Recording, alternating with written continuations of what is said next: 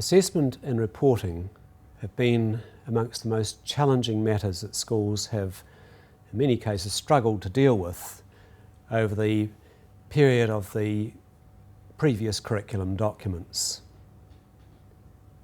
There are plenty of so-called experts and gurus out there on assessment, but it's schools that actually have to do it.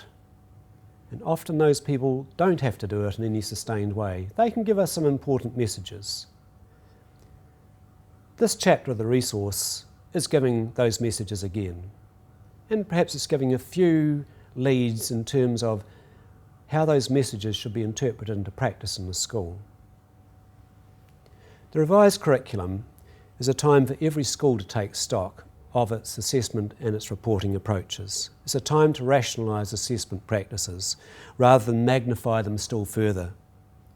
If our practices don't serve the best interests of teaching and learning, then really they don't deserve too much of our time. It's as simple as that. The Education Review Office did a study on school assessment practice, and there are some very valuable messages from that study. They said that many schools are doing assessment that's got limited value. Ask yourself, are you doing that? What's your criteria for value of assessment from the practice that you follow? It says that teachers need to develop their judgments about the usefulness of various tests that are provided with. That requires time. It says that the best assessments are skilled, expert professional judgments using a range of information and not just relying on one or two tests or assessments in order to make those judgments. This curriculum provides an opportunity then to rethink how you localise assessment practice in your school and provide a series of questions to guide that rethinking of your practice. The revised curriculum provides some very solid advice on page 39. It says, assessment for the purpose of improving student learning is best understood as an ongoing process. It arises from the interaction between teaching and learning. It involves focused and timely analysis, interpretation and use of information that can provide evidence of student learning. The evidence of the student learning being to help guide where teachers are going to direct and guide students for their ongoing improvement. The New Zealand curriculum also provides what really amount to a set of principles for effective assessment on page 40. They say it should benefit students, involve students, support teaching and learning goals. Now somehow we need to try to bring those into the reality of our practice. We need to use them as the baseline for the integrity of what we do. Maori Hill School, it set about to say, well, what are the principles that should underpin our assessment practice? They've identified those in their school's curriculum documentation, and they use those principles to actually regularly review whether in fact their practice is consistent with what their principles are. If the principles say that our assessment should be manageable and not unduly time-consuming, and as a result of reviewing practice, teachers say it's very time-consuming and it's very awkward and difficult, well, the school has got two options. One is to fall into denial. Another one is three options. Another one is to say, well, we need to do something about it, so we're consistent with our principle. Well, the other one is to be truthful if you're not going to change things and restate the principle of saying, our assessment practices will be very time-consuming and hugely unmanageable for teachers to practice. So we need to have questions to guide our practice.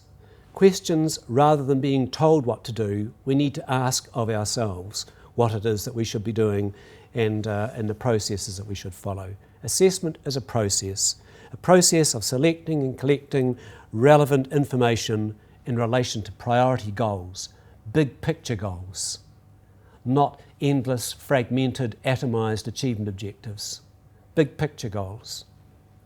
Interpreting, analysing relevant evidence in relation to those big picture goals, and then using that evidence or that information to support students' learning and to provide others with information about students' successes and the challenges that lie ahead of them.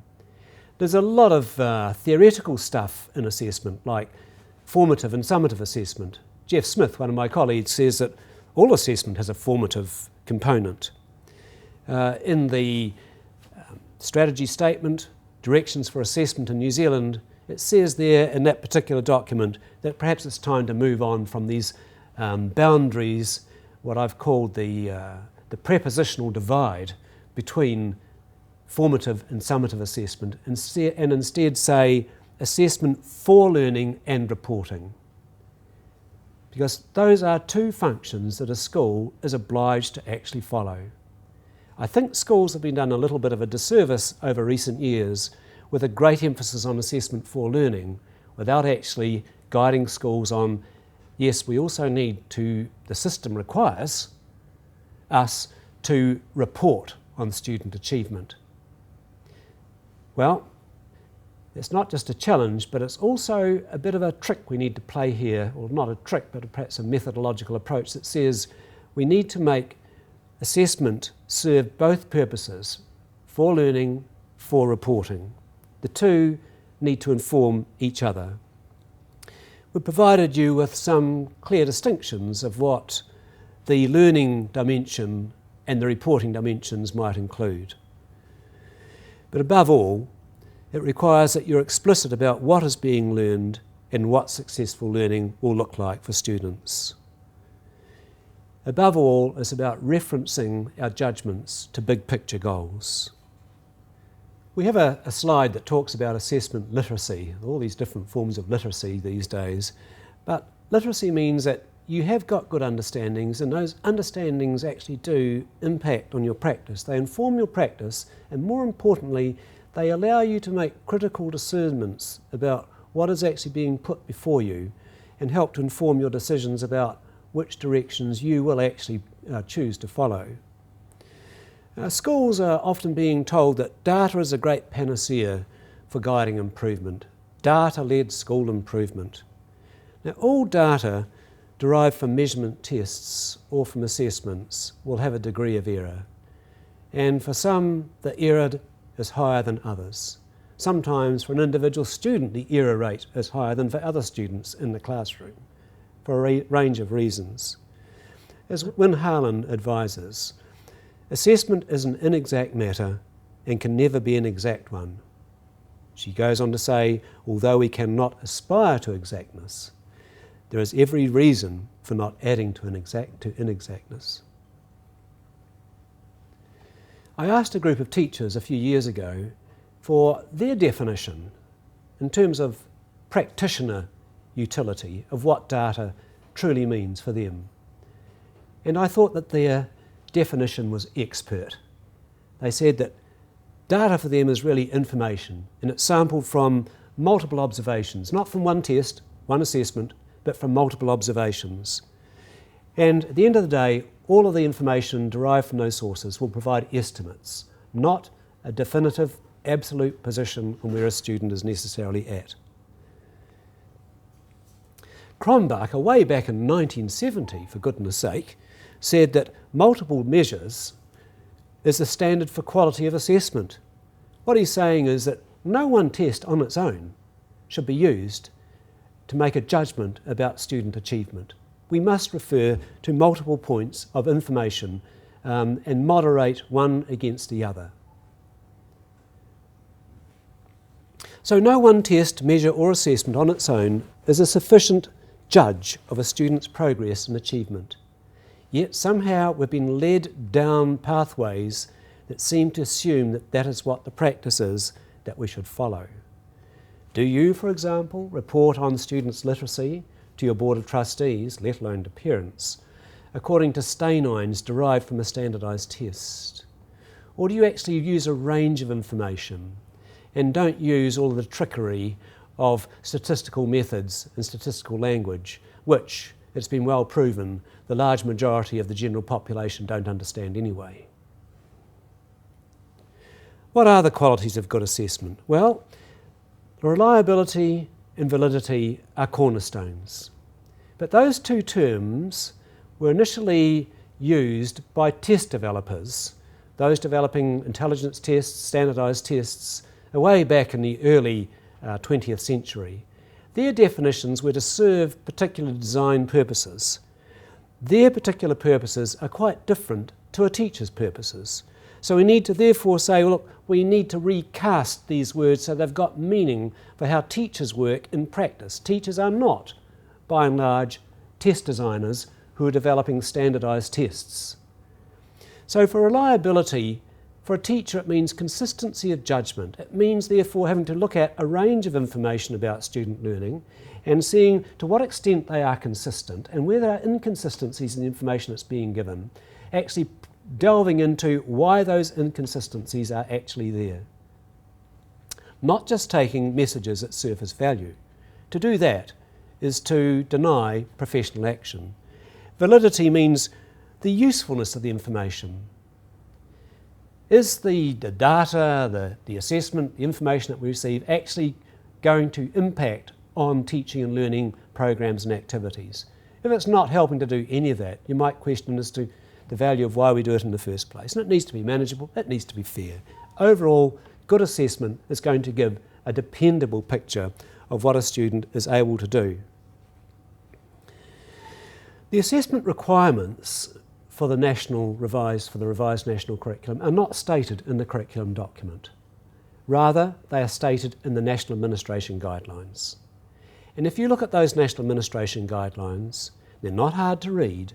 You'll discover a couple of things. One is that they are highly non-prescriptive. They are very open to school-level interpretation. They do not say that you will use national benchmarks, you'll report against national benchmarks, all of that sort of stuff.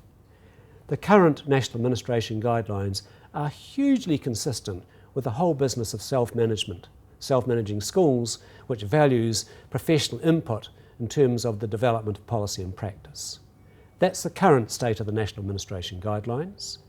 From the release of this particular resource through into the official implementation of the national curriculum, along with literacy and numeracy standards, I think that we can expect there will be some shifts, some changes, some alterations, some amendments to the National Administration Guidelines. Those guidelines will need to continue to be consistent with self-management in allowing schools to make interpretations. If they are highly prescriptive, you are therefore pulling away the mat of a self-managing, self-determining professional system. We have a number of slides in this particular chapter on teacher professional judgment. It is not sufficient to say that teachers know best. At every point in the development of assessment practice, we need to strengthen the quality and the processes that we use for teacher judgment.